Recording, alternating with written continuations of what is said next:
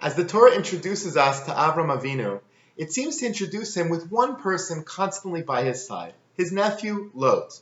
When Avram leaves Haran, after being commanded, Lech Lecha, go to the land, we find Lot traveling right by Avram's side.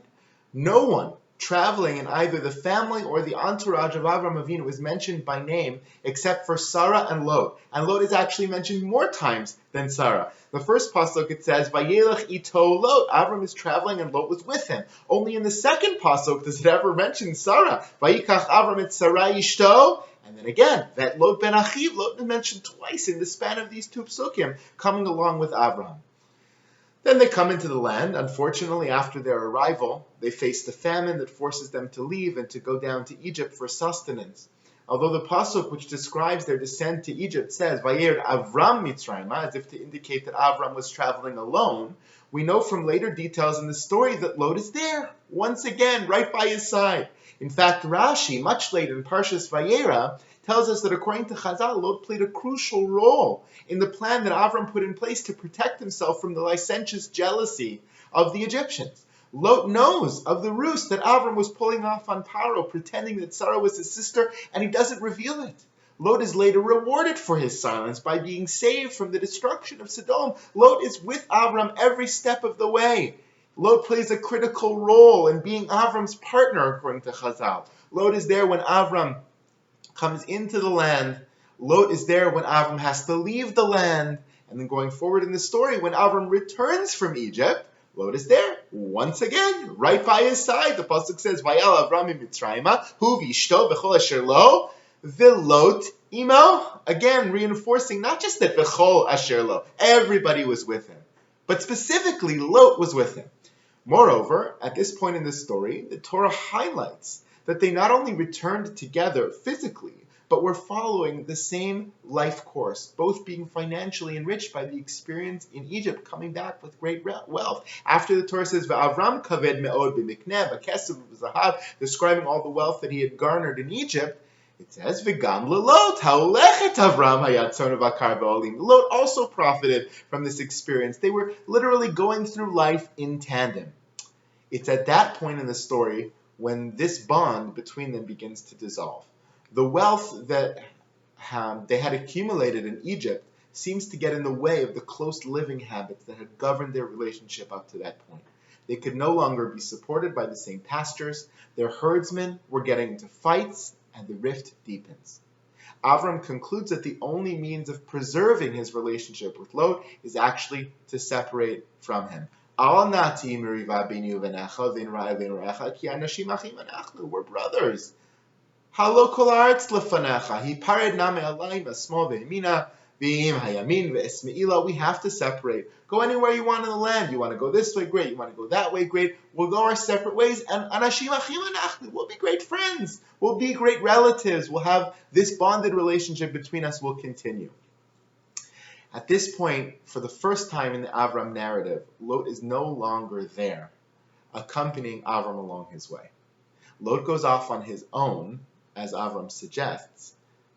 But not only does he go off on his own, living a parallel life or complementary life, as Avram perhaps had hoped, but he chooses a remarkably different path of life, and remarkably different set of values that led him specifically in the opposite direction from the one he was coming from, the opposite direction from Avram Avinu, not just geographically, but also in terms of his behaviors and beliefs.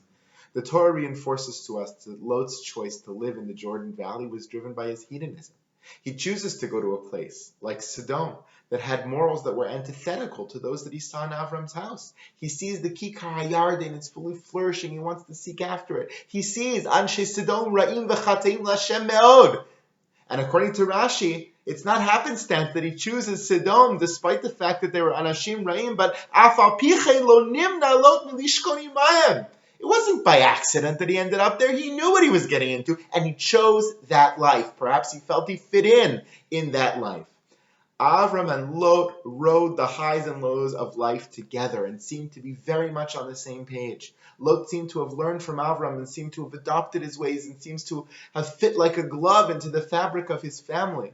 Although this is a whole separate drasha or shir for another time, it seems that as if Before he has children, Avram was actually grooming Lot to be his spiritual heir.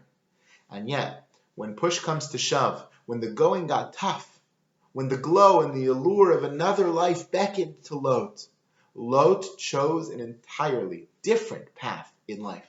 Avram failed, so to speak, to bring Lot along for the rest of the ride, for the most important parts of his ride that were yet to come. How crushing this must have been to Avram to watch Lot, who was more of a child than a nephew, one of the most important people in his life, go off in such a different direction. Avram seems to be able to influence so many people in the world.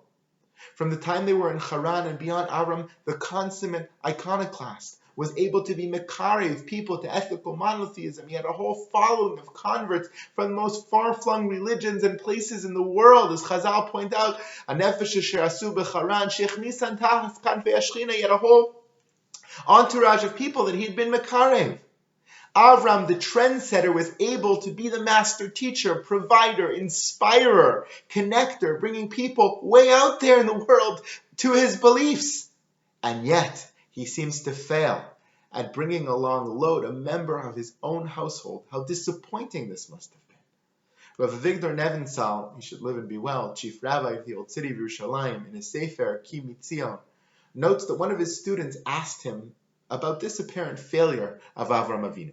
Sha'alti es hagon Rav Avigdor Nebenzahl Shlita. I asked once Rav Nebenzahl, the editor says, Ech ze yachol liyot she'Avram lo yitzliach le'ashpia al Lot. How come Avram wasn't successful at influencing Lot to come along his way? Hare Avram asak bekiruv, ve'Lot haya achyan shelo. Avram's whole job was to be a mekarev. He worked in the world of kiruv, in influence. And no, Lot was his nephew. Lot, he was with him all the time. He had such a great history with him. How could it be that he didn't have an influence? How could it be that he failed to bring him along for the rest of the ride? How did Avram have the stamina or the belief in himself to continue his important work with others after he failed so badly with Lot? How did this experience not squelch his passion or affect his confidence or cause him to give up?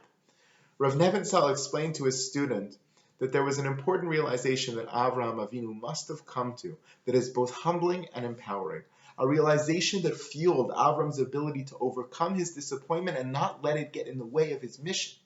Rav Nebenzahl points to a basic fact of life that may be easy to see from a distance, but much harder to see when you are deep within it. Influence requires two parties in order to work. It requires one person to give, but it also requires the other person to be willing to receive. Avram could have been the greatest giver, but if Lot was unwilling to receive, then there was nothing more Avram could do to change him. Avram did all he could to model and to teach and to inspire and to live a moral, monotheistic life.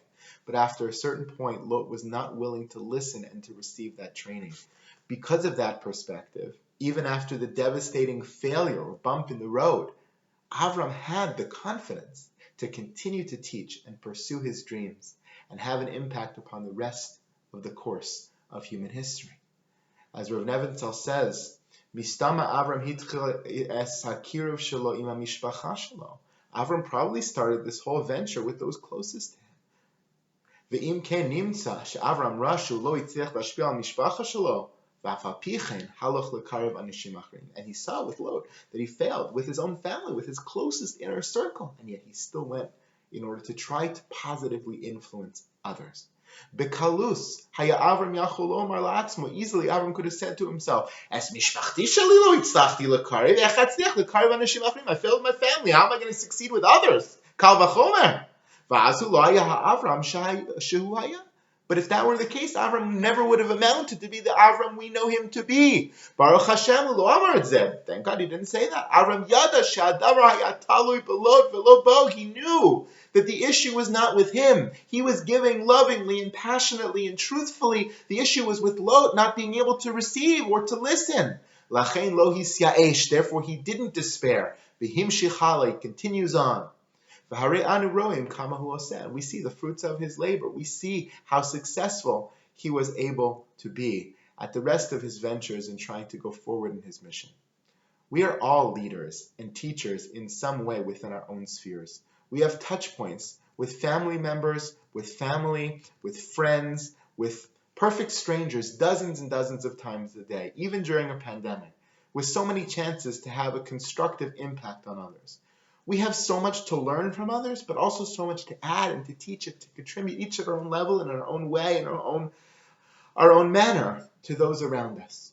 We too, like Avram Avinu, can take the passion we feel for what is right and moral in the world, and our passion for Torah, and our passion for decency and humanity and chesed, and spread those values. We can live by them and be good role models, not in a condescending or judgmental way, implying that we have it all right and others have it all wrong, not with the goal of preaching to people or putting people down for their beliefs, but in a way in which we politely and considerately and respectfully share our ideas and our passions and our beliefs because we love them so much and hope that others will come to love them as well.